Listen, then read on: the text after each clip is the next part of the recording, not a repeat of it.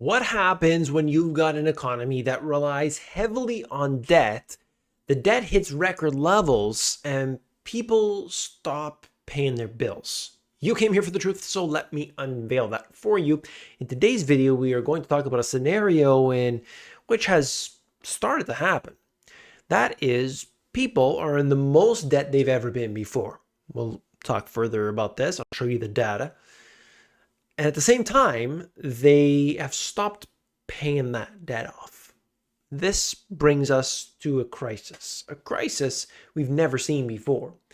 You see, the debt today, when you measure it on any metric, it is astronomical.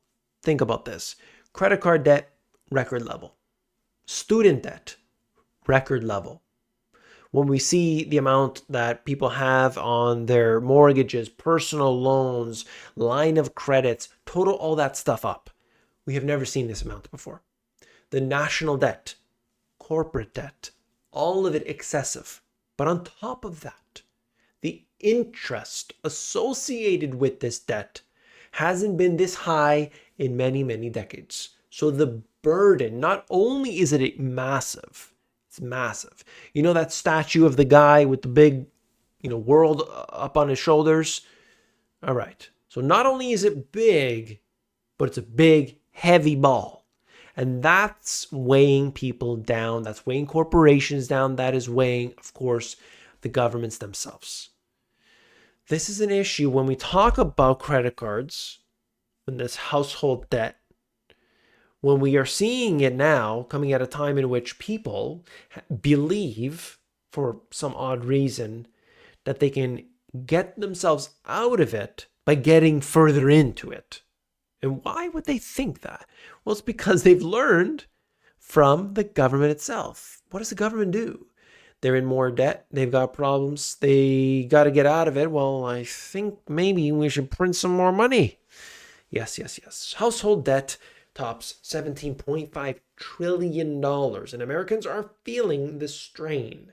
Can you believe that?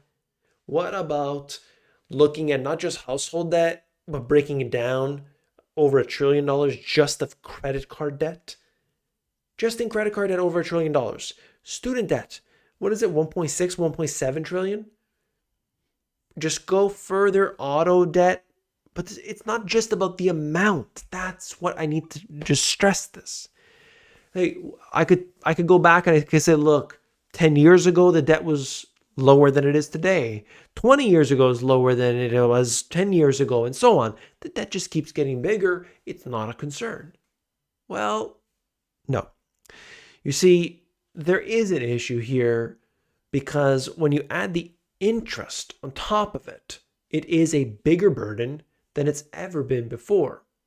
But also at the same time, in conjunction with that, it's not just the amount, but how many people are paying it back.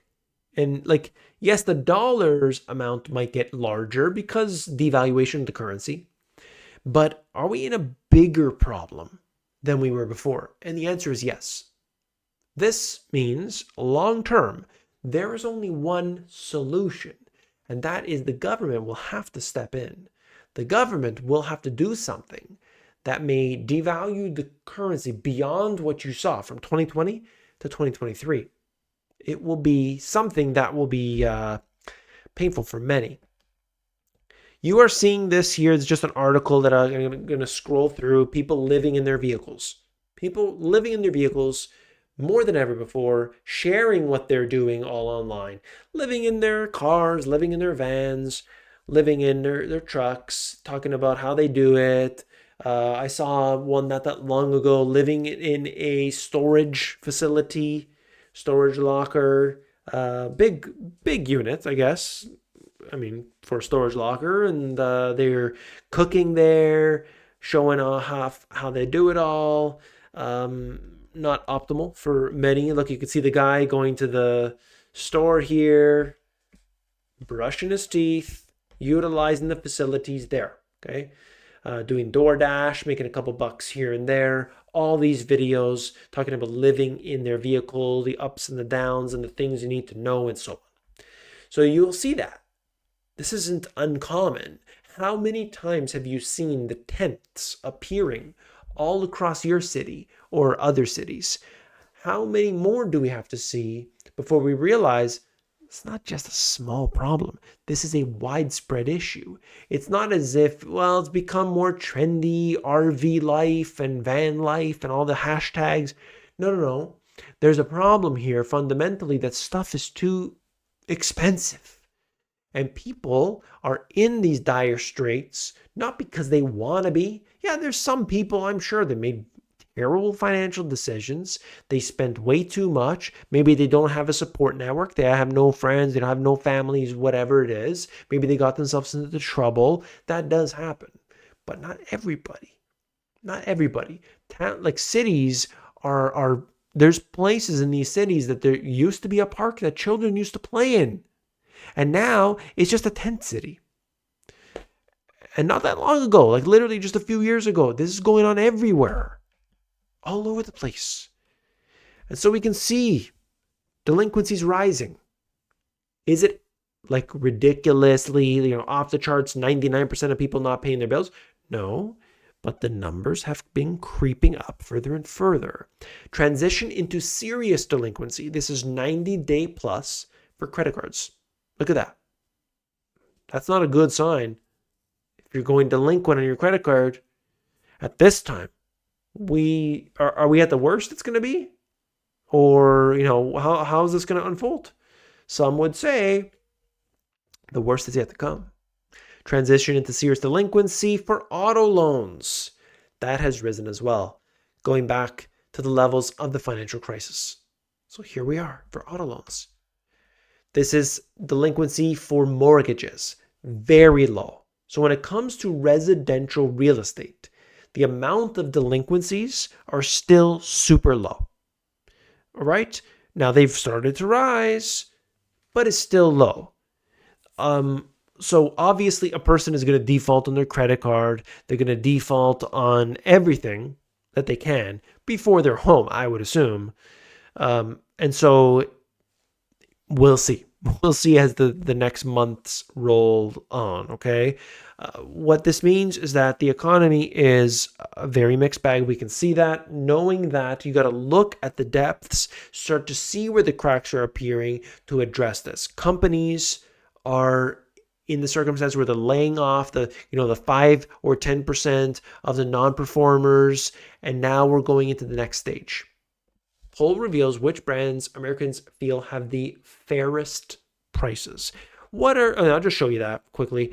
You get Sharpie being one of them that are fair. Looking at other things, Anchor, Honda, Toyota, Dove, Rubbermaid, which all ranked in the top 10 fairest brands. When it comes to big retailers, consumers say that Costco has the fairest prices. You can agree with me on, or them. This is a poll that I found in USA Today. But you can agree, you can disagree. Let me know. I'd be interested. But what do we have here? Well, I have seen this overall.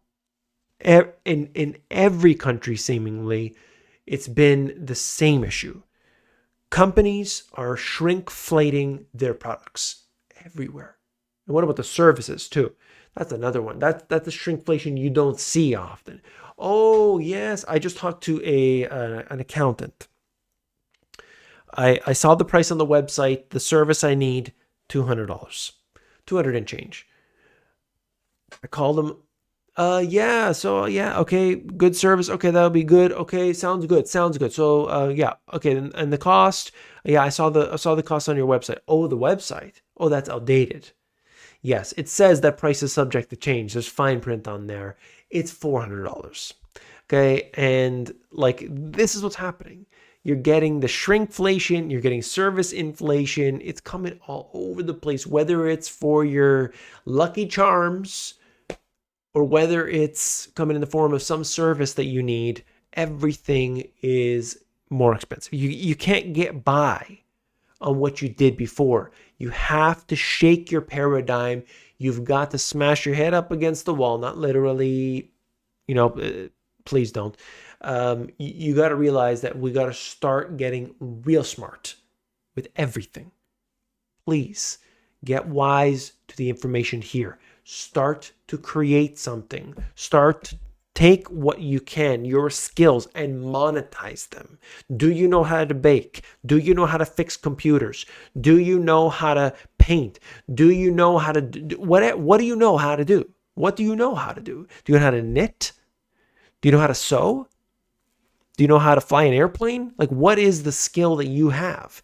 Even if it's not, you're not fantastic. You're not the Michael Jordan of basketball. What do you have? What kind of skill? Well, somebody else wants to know that skill. Now start going deeper on that. Do you want to learn how to build an online business so you can not only have financial freedom potentially, but have geographical freedom? That's the best thing when you could just get up and walk. Well, I teach people that geographical freedom through e-commerce businesses. It's not just e-commerce, but online businesses and beyond in my Sunday live class. Okay, you can get that information at themoneygps.com/live. I hope that I will see you on there. Go to that website, read the description in there. We have a small group of fantastic people, and it's 2 hours every single Sunday going into the depths of what you got to do. People have already started to build their business on there. I'm so excited to see them grow. I hope you'll be one of those. I want to see you there. As always, hit that thumbs up button on the way out. Don't forget to do that. I'll see you tomorrow. Take care.